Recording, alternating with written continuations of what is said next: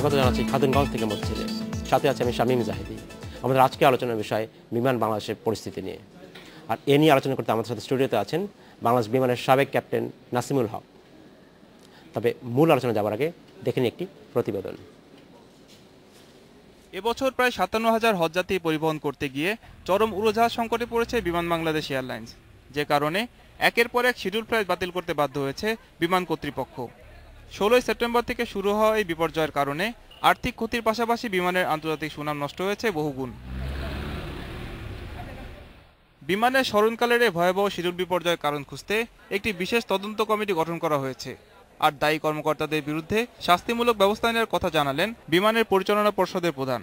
এই ঘটনা ঘটে যাওয়ার সাথে সাথে কিন্তু ইনকোয়ারি অর্ডার করা হয়ে গেছে। যদি কাউকে দোষী সাব্যস্ত করা হয় তাহলে অবশ্যই বিমান তার বিরুদ্ধে ব্যবস্থা নেবে। আটকে পড়া যাত্রীদেরকে গন্তব্যে পৌঁছে দিতে বিমান শরণাপন্ন হয়েছে বেসরকারি এয়ারলাইন্সের কাছে। তবে হজযাত্রী পরিবহন করতে বিমানবন্দর থেকে প্রধান দুটি উড়োজাহাজ সরিয়ে নেওয়ার সিদ্ধান্তকে যৌক্তিক দাবি করে তিনি বলেন, এবার লাভের আশা করছে বিমান। হজে যদি পুরোপুরি লিজের উপরে রাখা হতো তাহলে বোধহয় মার্জিনাল প্রফিট কিংবা ব্রেক ইভেন হতো। যেহেতু আমরা নিজস্ব এয়ারক্রাফট দিয়েছি, আমাদের সেই লিজ কস্ট নাই, আমাদের শুধু অপারেশন কস্ট আসে। সোমবার থেকে বিমানবন্দরে যুক্ত হচ্ছে ২৭২ আসনের একটি বোয়িং ৭৬৭ এবং ৩১৪ আসনের একটি DC-10 উড়োজাহাজ। এতে বিমানের সার্বিক অবস্থার আরও উন্নতি হবে বলে আশা প্রকাশ করেন তিনি। এই ৭ দিনে আমরা ২৩টা স্লট ব্যবহার করেছি। এখন আর ১০০-র উপরে স্লট আমাদের এখনও রয়ে গেছে। 57-এর ভিতরে 11,000 চলে গেছে, 11,500 চলে গেছে। So situation very comfortable. Moshiur Rahman, Independent News, Dhaka. দেখছিলাম প্রতিবেদনটি আমরা। স্বাগত জানাব নাসিমুল হক। আমরা প্রতিবেদন দেখছিলাম যে বিমানের যে শিডিউল বিপর্যয় হলো, এটার কারণ খুঁজতে গিয়ে একটা তদন্ত কমিটি গঠন করা হচ্ছে, তদন্ত দল। তো আপনি কি আশাবাদী যে এই তদন্ত দলে যে ফাইন্ডিং পাবে এবং সেটা ইমপ্লিমেন্টেড হবে এবং যার ফলে এই শিডিউল বিপর্যয় ভবিষ্যতে হবে না বাংলাদেশ বিমানেরা? ফাইন্ডিং পাবে, কিছু পাবে, সব পাবে না। এবং ফাইন্ডিংগুলোর উপরে ইমপ্লিমেন্টেশন হবে কি না এটাতে আমার সন্দেহ আছে। কারণ এই প্রথমেই যে এই সিচুয়েশনে গিয়েছে, এটাই যদি পয়েন্ট আউট করে তাহলে দেখা যাবে যে যারা হেডস ইম্পর্টেন্ট পোস্টে আছেন তারাই রেসপন্সিবল। তা আপনি কাকে ঠিক করবেন? আচ্ছা, তো আমার ধারণা যে তদন্ত যতই হোক না কেন, যতক্ষণ পর্যন্ত না একটা পজিটিভ সিস্টেমে যাচ্ছে বিমান, ততদিন পর্যন্ত এটার কোনো উন্নতি হবে না। বাংলাদেশ বিমানের এই অবস্থা আমরা সবসময় শুনে আসছি, আমরা কখনোই দেখছি না এটা সে অর্থে এটা লাভজনক প্রতিষ্ঠান। কখনো কখনো আমরা কাগজে কলমে দেখি যে লাভজনক, কিন্তু এর আসলে সমাধান কি? মানে এই যে আমরা দেখছি যে ফ্লাইট যে বিপর্যয় হচ্ছে, এই বছর হচ্ছে সবচেয়ে ভয়াবহ বিমানের ইতিহাসে, কিন্তু এই বিপর্যয় কিন্তু এর আগেও হয়েছে। তো আমরা যদি এবছরের আলোচনায় আসি, তো এবছর শুরু হলো হজ পরিবহন নিয়ে, হজ যাত্রী পরিবহন নিয়ে। তো সরকার বিমান প্রতি বছরই এই কাজটা করতে হচ্ছে, প্রতি বছরই এই হজ নিয়ে ঝামেলা হচ্ছে। তো এটা কি মনে হয় যে এটা বিমানের হাতে রাখা উচিত, অথবা না রাখলে কি সুবিধা হয়? বিমানের হাতে তো অবশ্যই রাখা উচিত।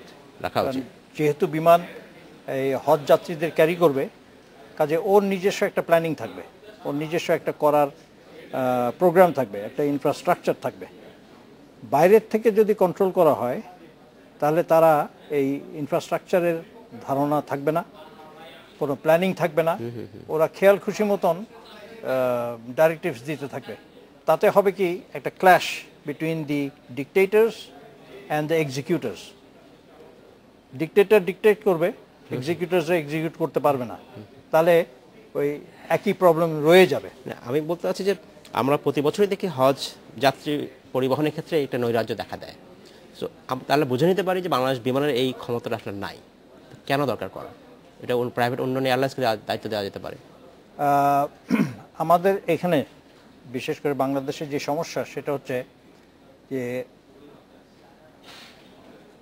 বিমান চালাবে বিমানের লোকজন যারা অভিজ্ঞ, অনেকদিন ধরে চাকরি করছে, ওরাই বুঝবে যে যারা ট্রু প্রফেশনাল তারাই চালানো উচিত এবং ওরাই বুঝবে কি করতে হবে না করতে হবে।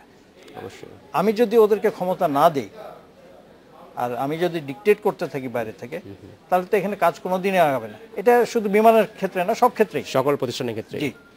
তো এখানে it's very important to give Biman the full power to work for aviation business.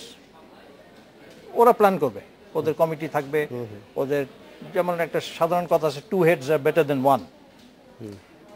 ওই সিস্টেমে যেতে হবে। আমি যে সব জানবো এরকম কোনো কথা নাই, হ্যাঁ, কিন্তু I can always consult with others and get ideas and improve.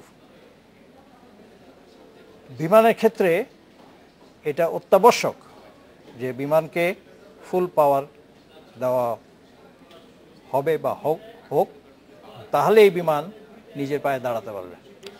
আমরা যদি এই বর্তমান সমস্যার দিকে তাকাই, এই সমস্যা শুরু হয়েছিল 13 সেপ্টেম্বরে। বিমান একটা ভাড়া করা বিমান মাস্কাট থেকে চলে যায় বিমানের কোনো কিছু না জানিয়ে। তো এই যে না জানিয়ে চলে গেল, এটা কি আন্তর্জাতিক রীতিনীতির নিশ্চয়ই বিরুদ্ধ? তাহলে কি বিমানকে এখান থেকে কোনো ক্ষতিপূরণ পাবে বা বিমান কিছু দাবি করবে? এটা ডিপেন্ড করবে কন্ট্রাক্টের উপরে, কি কন্ট্রাক্ট ছিল। সাধারণত দেখা গেছে স্বাধীনতার পর থেকে আজ পর্যন্ত বিমান যত কন্ট্রাক্ট করেছে, এগুলো সবই হলো অপোজিট পার্টির ফেভারে। হয় পয়সা খেয়ে করেছে, নাহলে কোনো গিফটের বদৌলতে করেছে, বা না বুঝে করেছে। তা আমার কথা হলো যে আমি একটা এয়ারলাইন চালাচ্ছি, আমি এমন এক লোককে দিলাম যে বোঝে না এবং কন্ট্রাক্ট সাইন করে আসলো, অ্যান্ড অপোজিট পার্টির লাভ, এটা তো হতে পারে না। It should be both wedge.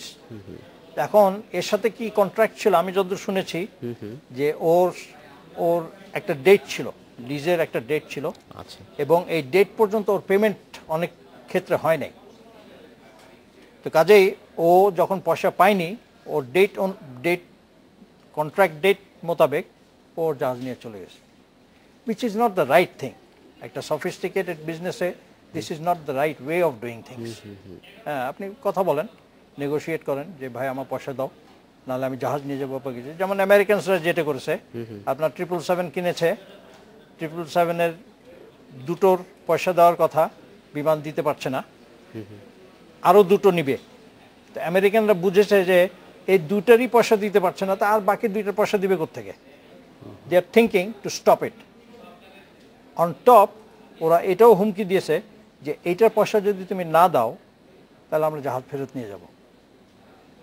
তা আপনি এমন একটা কন্ট্রাক্ট করলেন বা এমন একটা জিনিস করলেন যেটা আপনি সাস্টেন করতে পারছেন না।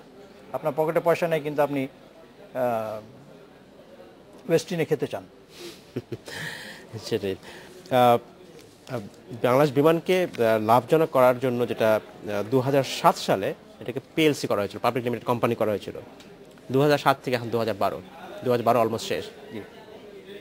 অবস্থা কি উন্নতি হয়েছে বলে তো মনে হচ্ছে না। কারণটা কি? কারণটা হচ্ছে যে এখনো সরকার ওইটাতে নিজেকে প্রেজেন্ট রেখেছেন। পিএলসি হলো পাবলিক লিমিটেড কোম্পানি, তার মানে শেয়ারস বিক্রি হবে, লোকে শেয়ারস কিনবে, এবং এটা পাবলিক দ্বারা যারা শেয়ার হোল্ডার, এটার ম্যানেজিং যে বোর্ড যেটা, সেটা হবে সম্পূর্ণ যোগ্য ব্যক্তিদের, এবং যারা এই খাতে সংশ্লিষ্ট তাদেরকে নিয়ে হওয়া উচিত। জি, এখানে এই ক্ষেত্রে সেটা হয়নি। কারণ বিমানের যে কোনো পারচেজ বা কন্ট্রাক্ট বা মেনটেন্যান্স, এগুলোতে অনেক টাকার ইনভলভমেন্ট আছে। আপনি যদি ছেড়ে দেন, সে আমি পলিটিক্স করি বা ব্যবসা করি বা আমার হাতে ক্ষমতা আছে, আমি এটাকে ছেড়ে দিলাম যে আচ্ছা তোমরা চালাও, তাহলে তো আর আমি ওখান থেকে কোনো কিছু খেতে পারছি না। বেসিক্যালি এই খাওয়া দাওয়া নিয়ে কিন্তু বিমান প্রত্যেক দিন লসে যাচ্ছে, ওয়ান ওয়ে অর দি আদার। ওই যে মোমেন সাহেবের সময় উনি ইনভেস্টিগেট করে বের করলেন যে 5 টাকার জিনিস 75 টাকা বিক্রি করা হয়েছে বিমানকে, and the party went scot free. The one who bought, তাকেও ধরা হয়নি, যে দিয়েছে তাকেও ধরা হয়নি। এই করে তো আপনি ব্যবসা চালাতে পারবেন না। আনসারেবিলিটি ইজ এ মাস্ট।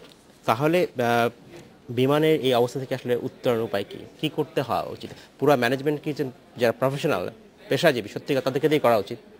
অ্যাবসলিউটলি। ধন্যবাদ জনাব হক। আমরা ফিরে আসবো, আমরা একটা বিরতিতে চলে যাচ্ছি। সময় হলো একটি বিরতিতে যাবার, আমাদের সাথে থাকুন, ফিরছি শীঘ্রই।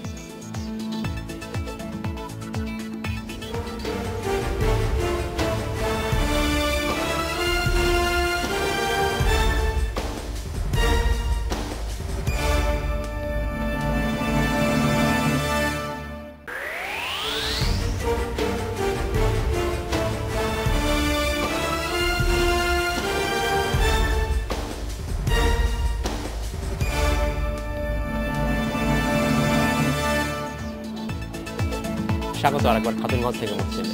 আমরা কথা বলছিলাম বিমানের বর্তমান পরিস্থিতি নিয়ে। আমাদের সাথে আছেন বিমানের সাবেক ক্যাপ্টেন নাসিমুল হক। জনাব হক, বাংলাদেশ বিমান 29 নভেম্বর পর্যন্ত তার আভ্যন্তরীণ রুটের সকল ফ্লাইট বন্ধ রেখেছে। বিমানের এই ক্ষতি পুষিয়ে উঠতে কতদিন লাগতে পারে? ক্ষতিটা ঠিক বলা যাবে না, কারণ ডোমেস্টিক ওরা অলরেডি ডিক্লেয়ার করছে যে is a loss sector. Loss sector, তাহলে বন্ধ করলে তো লাভ। আমি এখানে দুই ধরনের ক্ষতি হতে পারে, in terms of money, in terms of reputation. G, so সেটাও আপনি যদি কনসিডার করেন। যেটা হবে ইন টার্মস অফ রেপুটেশন, এটা খারাপ হবে, কারণ নর্মালি ডোমেস্টিক ফ্লাইটগুলো কিন্তু feeder flights for international flight. Chittagong থেকে লোক নিয়ে আসছে, সিলেট থেকে লোক নিয়ে আসছে, এখানে ওখান থেকে লোক নিয়ে আসছে বিদেশে যাওয়ার জন্য। এই লোকগুলো যারা বাইরের থেকে আসবে তাদের একটা প্রোগ্রাম আছে, প্ল্যান আছে, হঠাৎ করে আপনি বন্ধ করে দিলেন, ওর যদি সুযোগ থাকে ও কিন্তু বিমানে আর চড়বে না, because his programme is spoiled. তাহলে কি হলো? বিমান তার নাম খারাপ করলো। তাহলে এক অর্থে দীর্ঘমেয়াদে ব্যবসায়িক ক্ষতিও বটে। অবশ্যই, অবশ্যই। কিন্তু ওই এনারা যে অজুহাতটা দেন যে ডোমেস্টিক ফ্লাইটটা লস, মনিটারিলি লস, সেই ক্ষেত্রে উনি লসটা বন্ধ করে দিলেন, যেটা আগে আপনার কয়েকবার দেখেছে যে লাভ হয়েছে। আচ্ছা, আমাকে বলবেন কেন ডোমেস্টিক মানে রুটে আমাদের বিমানের ক্ষেত্রে লস হচ্ছে? এখানে কি সঠিক এয়ারক্রাফট ব্যবহার করা হচ্ছে, বা সঠিক প্রাইসিং ঠিক করা, মানে দাম নির্ধারণ করা হচ্ছে, টিকিটের দাম বা সেবা যথাযথ দেওয়া হচ্ছে? টিকিটের দাম ঠিক আছে, হ্যাঁ, বা একটু হয়তো কমাতেও পারে, কিন্তু ইকুইপমেন্ট ঠিক নাই। মনে করেন যে আপনার যেখানে 19 জন লোক যাবে বা 20 জন লোক যাবে, সেখানে আপনি দিচ্ছেন একটা জাহাজ যেখানে 180 জন যেতে পারে, তাহলে তো স্বাভাবিকভাবে আপনি লসে পড়বেন। এইখানে the types of aircraft very important, is very important, যে আপনি কি ধরনের জাহাজ এখানে ইউজ করবেন, কোন কোন সেক্টরের জন্য। আপনি সৈয়দপুরে যদি এখন 737 দেন, আপনি ফিল করতে পারবেন না, তাহলে ইটস এ লস। এখন পলিটিক্যাল প্রেশারে হয়তো আপনাকে বলা হচ্ছে যে না, সৈয়দপুর অপারেট করতেই হবে, যেরকম বরিশাল করা হয়েছিল। হ্যাঁ, এখন আপনি জাহাজ দিচ্ছেন F-28, 85 সিটস, সেখানে আপনি ফিল করতে পারছেন না, 2 জন 4 জন 5 জন নিয়ে আপনি অপারেট করতে হচ্ছে ফর পলিটিক্যাল প্রেশার। একটা business organisation under political pressure can never make profit. এটা তো আশা করাও ঠিক না। এটা যে কোনো প্রতিষ্ঠানের ক্ষেত্রে প্রযোজ্য, কিন্তু বিমানের ক্ষেত্রে বেশি প্রযোজ্য, কারণ এই ব্যবসাটা হাইলি টেকনিক্যাল ব্যবসা। জি জি জি। তো এখানে ইকুইপমেন্ট ইজ ভেরি ইম্পর্টেন্ট। আর ডোমেস্টিক কখনোই বন্ধ করা উচিত না, কারণ একটা দেশের ডেভেলপমেন্ট কিন্তু ডিপেন্ডস অন কমিউনিকেশন, সব ধরনের কমিউনিকেশন, টেলিফোন বলেন, এই বাই সি বলেন, বাই রোড বলেন, বাই ট্রেন বলেন, বাই এয়ার বলেন, কমিউনিকেশন যত ভালো হবে একটা দেশ কিন্তু তত বেশি উন্নতি করবে। আমাদের এখানে এগুলোকে কার্টেল করা হয়। টেলিফোন দেখা যাচ্ছে যে দাম বাড়িয়ে দিচ্ছে, রেট, হরতাল হয়ে যাচ্ছে ট্রান্সপোর্টের, বন্ধ করে দিচ্ছে ট্রান্সপোর্ট, রেলওয়ে যেতে পারছে না, হোয়াট এভার, শিডিউল মেনটেন করতে পারছে না, বিমান তো ক্যান্সেলই করে দিয়েছে। তো বিমান ক্যান্সেল করে দেওয়ার পর তো এই যে প্রাইভেট এয়ারলাইন যারা আছে তারা অপারেট করছে, তো তারাও বলছে তারা যে প্রফিট করতে পারছে বলে তারা বলছে, তারা পারছে না, তারাও বলছে।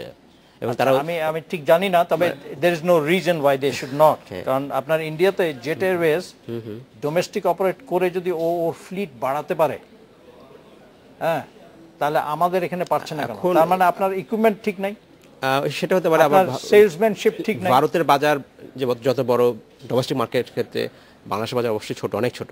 সো এই বিষয়গুলো হয়তো কাজ করে ভারতে এবং না, ছোট হলেও আমাদের কিন্তু খুব ছোট না। এখন আমাদের লোকজনের অনেক সচেতন হয়েছে, যে তারা বোঝে যে আমার এই মুভমেন্টটা has to B fast.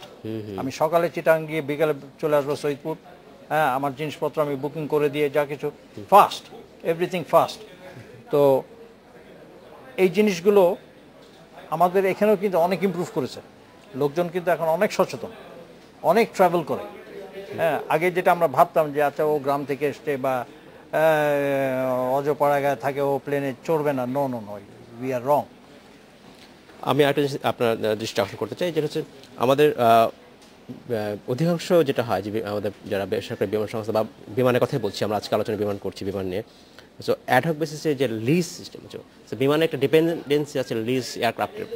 So এই ডিপেন্ডেন্সিটা কমানো যায় কীভাবে, কারণ এটার সাথে ভবিষ্যতে লাভের একটা অনেক বড় একটা হিসাব নির্ভর করে। সবচেয়ে উত্তম হচ্ছে যদি আপনি জাহাজ একটা মানে এরোপ্লেন যদি কিনে নিতে পারেন, কিনে নিতে পারলে আপনি সেটাকে ইউজ করলেন, দ্যাট ইজ দি বেস্ট। যদি আপনার ফাইন্যান্সিয়াল কনস্ট্রেন্ট থাকে তাহলে আপনি লিজে নেবেন। তো সেই লিজের মধ্যে এবার কতগুলো ক্যাটাগরি আছে, যেমন lease cum purchase. Lease cum পারচেজটা is better than just lease, কারণ ও তো টাকা নিয়েই যাচ্ছে, আমার তো জাহাজ হচ্ছে না। হ্যাঁ, কিন্তু আমি যদি এটাকে ইউজ করে ওকে ইনস্টলমেন্টস পে করি, আর পরবর্তীতে এসে 2 বছর 4 বছর পরে এই জাহাজটা আমার হয়ে যায়, তাহলে আমি বেনিফিটেড। এই লিজগুলো করার সময় আবার ওই সেই ঘাপলা, হ্যাঁ, এই আমি বাংলাদেশ ইকোনমিক রিভিউ 2011-এর একটা হিসাব কোট করে বলছি যে বাংলাদেশ বিমান 2001 সালে লোকসান দিয়েছে 93 কোটি টাকা, এরপরে 2002 73 কোটি টাকা, এবং এইভাবে মোটামুটি লস করতে করতে এসছে। মাঝখানে 2003-04-এ 34 কোটি লাভ হয়েছে, এবং সব শেষে এসে 2009-10 পর্যন্ত যে পর্যন্ত আমার ডাটা আছে সেখানে এসছে আবার 80 কোটি টাকা লস। সো আমরা দেখছি যে এক অর্থে যে এই অর্গানাইজেশনের বিমানটি সবসময় লস করে আসছে, লোকসান দিয়ে আসছে। এর সমাধান কি? এর সমাধান কি এই যে এটা বেসরকারীকরণ করে দেওয়া যায়? বেসরকারি খাত ছেড়ে দিলে কি লাভ বা লস? বেশ, এটা দুটো দিক আছে। একটা তো হলো যদি সরকারি থাকে তাহলে সরকারি মাতবরিটা থাকতে পারে, কিন্তু সেটা বাই এ সৎ পারসন, একটা সৎ লোক হতে হবে যার মাতবরিটা থাকবে, আর একটা সিস্টেম থাকবে, সেই সিস্টেমের মধ্যে থাকবে। কিন্তু যেহেতু সেটার আমাদের এখানে খুব অভাব, সেই জন্য প্রাইভেট সেক্টরে দেওয়া ভালো, আন্ডার সাম গাইডলাইন্স, স্ট্রিক্ট গাইডলাইন্স, এবং সেগুলো মনিটর করতে হবে। কিন্তু আমরা তো দেখছি গত স্বাধীনতার পর কখনোই সে অর্থে এটা লাভজনক না। 2-1 হয়তো লাভ দেখাচ্ছে কাগজে কলমে, কিন্তু সেটাও কি আসলে লাভ? আপনার কি মনে হয় সেটা? না, এগুলো হলো জাগলারি অফ ফিগার্স। সেটাই। হ্যাঁ, যেমন আমি আপনাকে বলি যে আপনার বিমানে এই বিআরএসে 2,500 লোককে ছাঁটাই করে দিল, এখন ওইটাকে দেখাচ্ছে প্রফিট। এই 2,500 লোককে স্যালারি দিতে হচ্ছে না, এটা হচ্ছে প্রফিট। না, দিস ইজ আটারলি স্টুপিড, আটারলি স্টুপিড। এটা তো প্রফিট হতে পারে না। প্রফিট হবে আপনি যা খরচ করেছেন, এটা থেকে আপনি যা করেছেন, তারপরে তার থেকে রিটার্ন যে পেয়েছেন, সেখান থেকে প্রফিট আপনি করেন। আপনি বন্ধ করে দেন, আমি ঢাকা থেকে লন্ডন যেতাম, মনে করেন একটা পার্টিকুলার রুটে, হ্যাঁ, আমি সেই রুটটাকে চেঞ্জ করে আরেক দিক দিয়ে গেলাম যেখানে আমার তেল বেশি লাগছে, হ্যাঁ, কিন্তু আমি ওইটাকে কনসিডারেশনে আনছি না। আমি বলছি আমার ঢাকা লন্ডন রুটে আমার এই লাভ, হ্যাঁ, কিন্তু আসলে যে ক্ষতি হয়ে যাচ্ছে এটার কিন্তু হিসাব কেউ দিচ্ছেও না, কেউ নিচ্ছেও না, কেউ জানেও না। একটা সিম্পল বলি আপনাকে, তেহরানের উপর দিয়ে, মানে যে কোনো দেশের উপর দিয়ে আপনি ফ্লাই করলে ওদেরকে ওভারফ্লাই চার্জ দিতে হয়। ইরানের উপর দিয়ে ওভারফ্লাই করে বিমান, চার্জ দেয় না, তো ওরা বন্ধ করে দিয়েছে, বিমান ইরানের উপর দিয়ে আসতে পারে না। এখন that is the shortest route to come back. আচ্ছা, কথা বলছেন, এখন বিমানকে ঘুরে আসতে হলো, বেশ কিছুদিন ঘুরে এসছে, এবং তাতে ক্ষয়ক্ষতির পরিমাণ ওয়াজ হিউজ। আমি আপনাকে এক্সাক্ট ফিগারগুলো বলতে পারবো না এখন তো আমরা আশা করব আসলে আমাদের যারা কর্তা ব্যক্তি আছেন তারা খুব চিন্তা করবেন, কারণ এই ধরনের প্রতিষ্ঠান যদি বছর লস করতে থাকে, দেশের অর্থনীতির জন্য কোনো হয় ভালো কথা নয় আসবে। তো তা তো বটে। এখানে শেষ করতে হচ্ছে। আপনাকে ধন্যবাদ, দেখা হবে। ধন্যবাদ। শেষ করতে হচ্ছে আজকে এখানেই। খাতুন গস্তের মধ্যে দেখা হবে আমাদের সাথে আবারও।